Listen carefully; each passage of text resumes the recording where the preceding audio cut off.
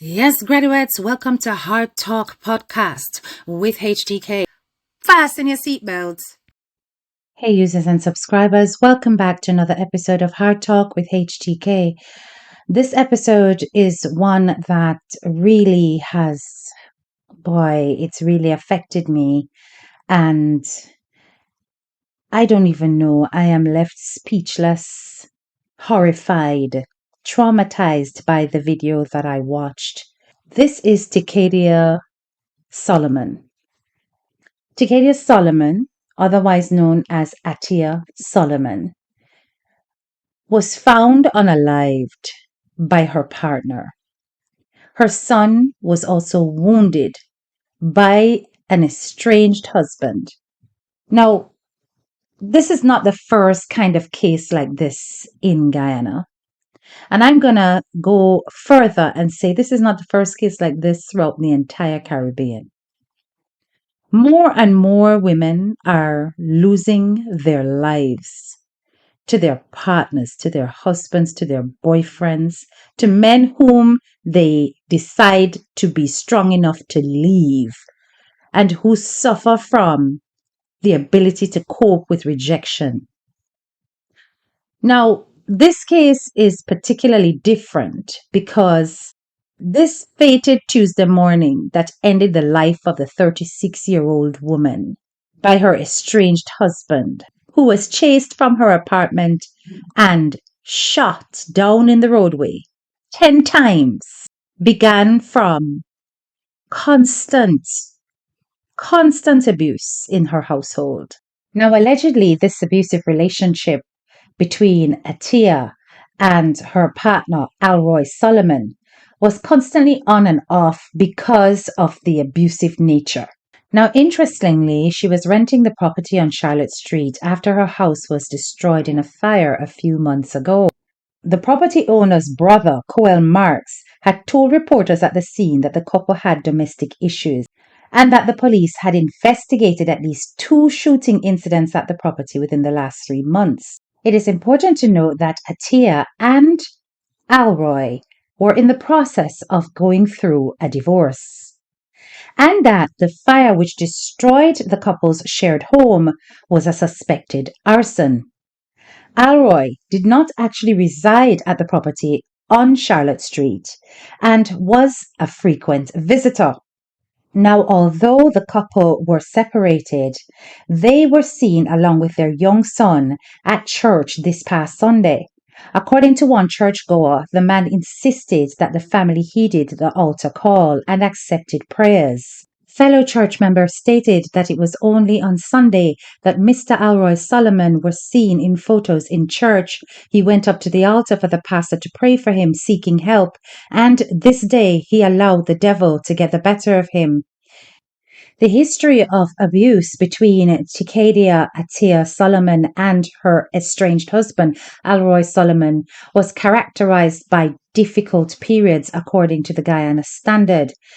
It was alleged that he was so paranoid that he would take extreme measures during their relationship, such as inspecting his wife's private parts from time to time, persistently accusing her of having affairs. The couple had allegedly been together for about 14 years, with their stories starting out as blissful. They lived together for well over a decade and only got married 5 years ago. According to reports, Alroy, however, was abusive even before they tied the knot.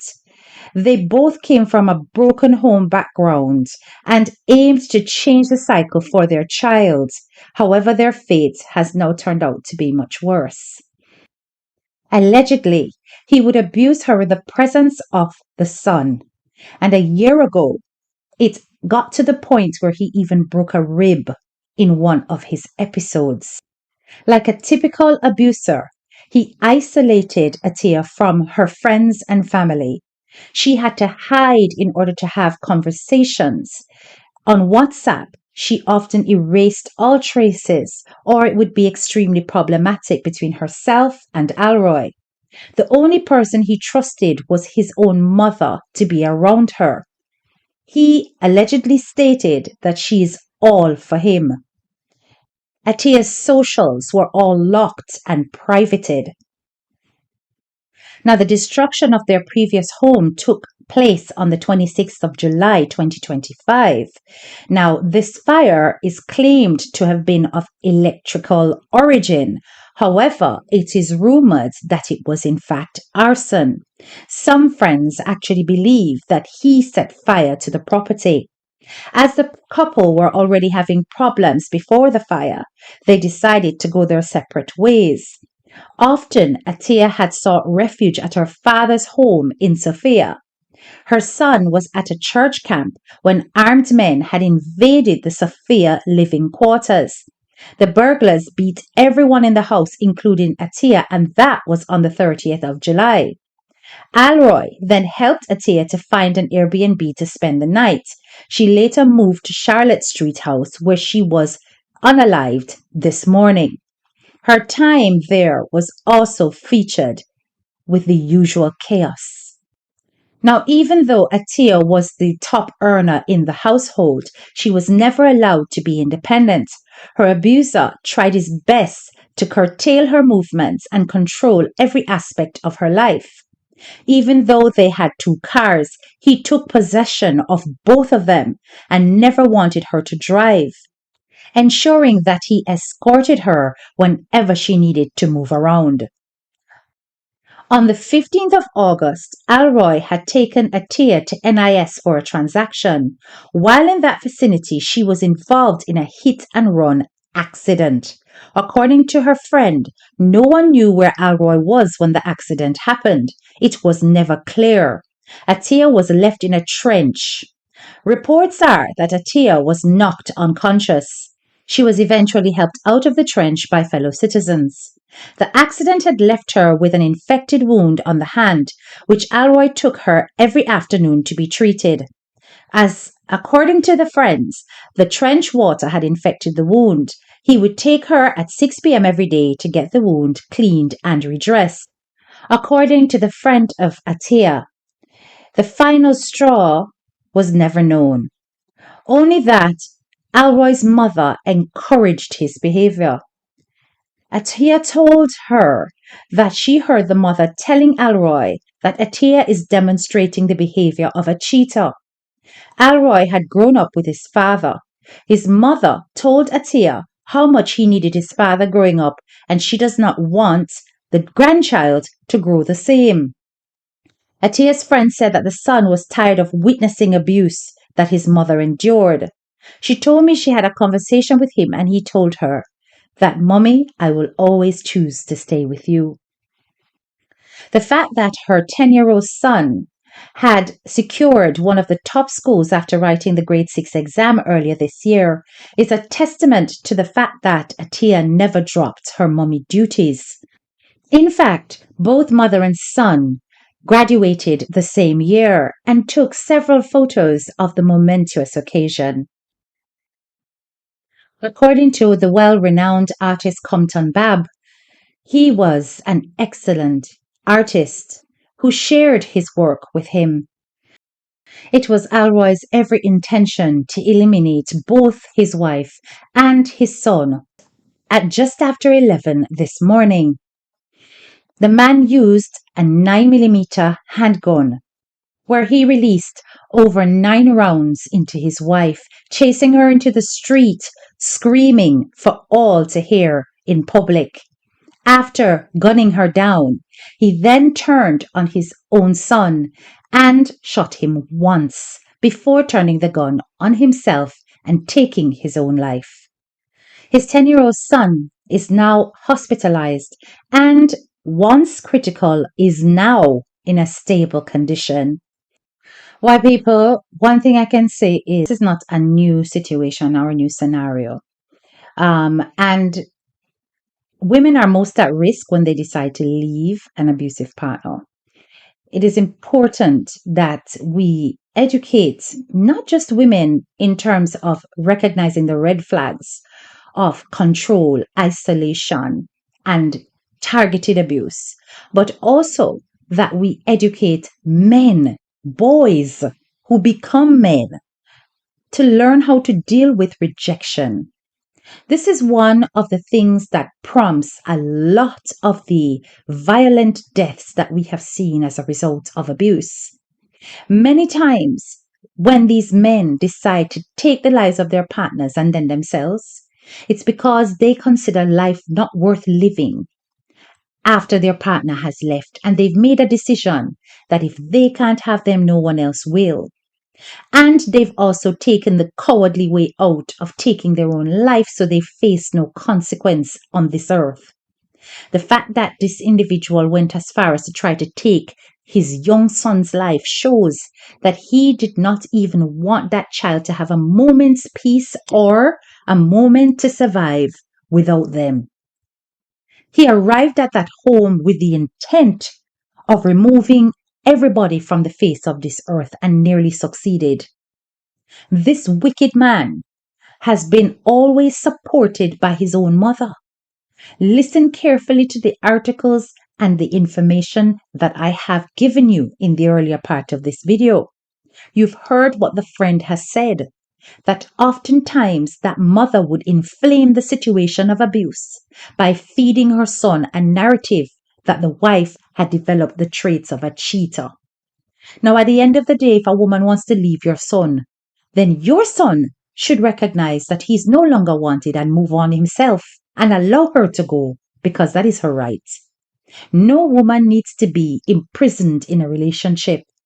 And to think that you, as a mother, a woman and a mother, would encourage your son's wrath. Did you not realize that he had this in him? Surely you must have, because there was a historic record of reports where this man had been abusing his wife at the time. So instead of seeking help for your son, you encouraged his violent outbursts towards this lady. How do you feel now, considering that you were trying to do that in order for him to ring fence this woman into his life, knowing that he has now removed her permanently and left your grandchild now without two parents, including the son that you raised?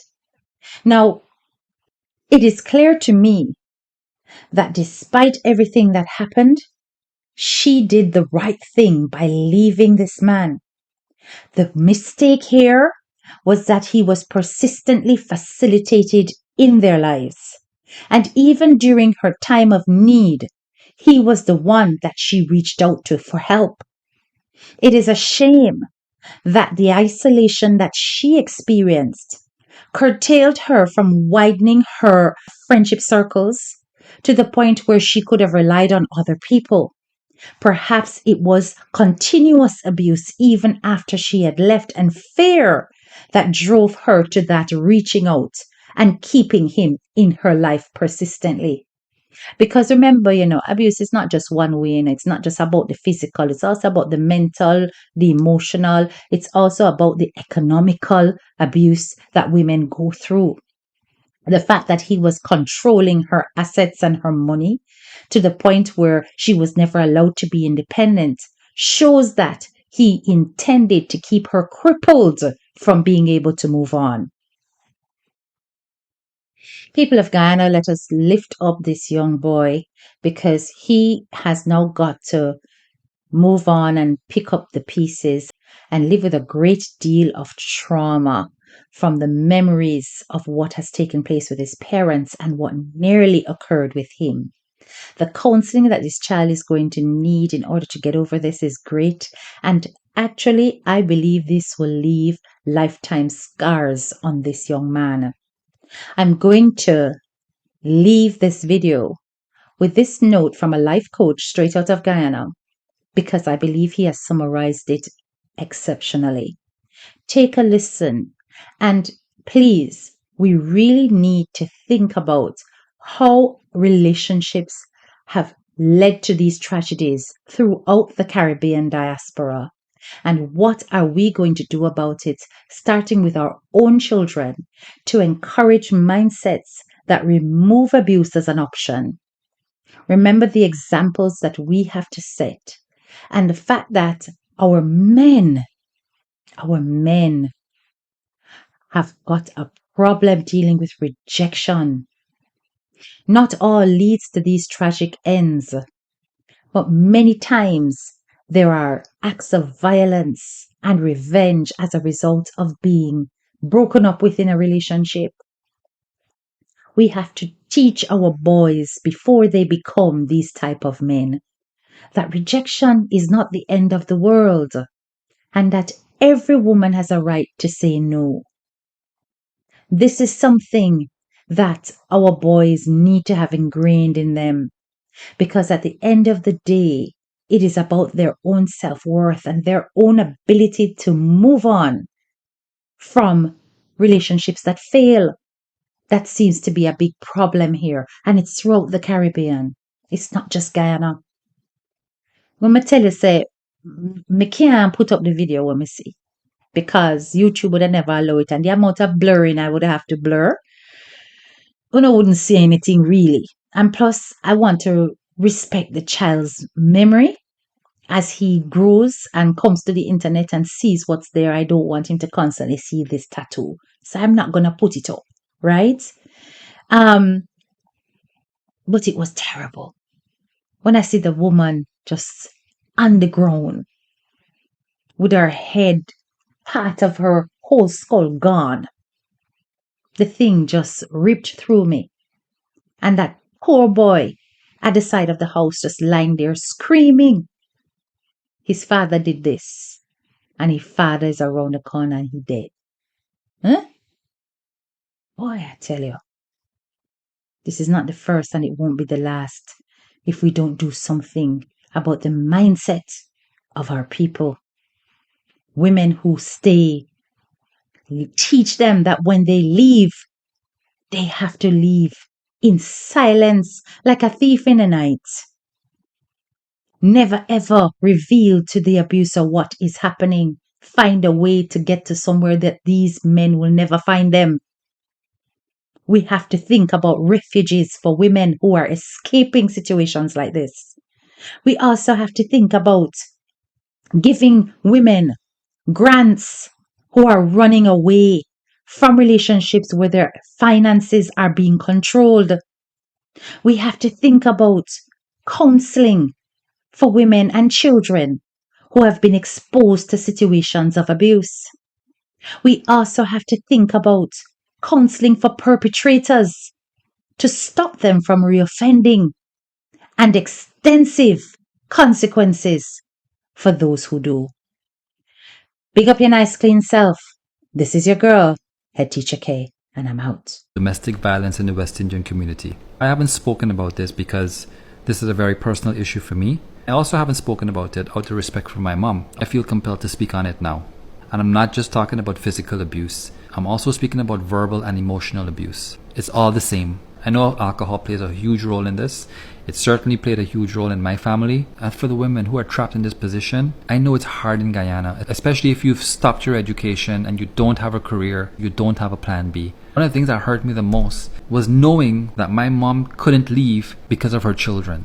And I was the youngest. So imagine the guilt I felt knowing that my mom had to be subjected to abuse because she was trying to help me get a better life. And I know this is the case for so many women. But if you live in Canada or the States, just know that the law is on your side. There's so many women like you. Do not be afraid to reach out. Don't tell your children that you're staying in the abuse because of them. Because like me, your children will feel the burden and guilt of your sacrifice. My wish as a Guyanese man is that we can all heal. I don't want to villainize men because it's hard. And it's not an excuse, but we weren't given the tools to deal with our issues in a healthy way. As men and women, we need to heal and lead our lives with love.